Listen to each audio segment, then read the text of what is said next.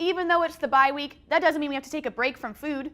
This week's Game Day Grub, presented by Tico People's Gas, is lamb sliders.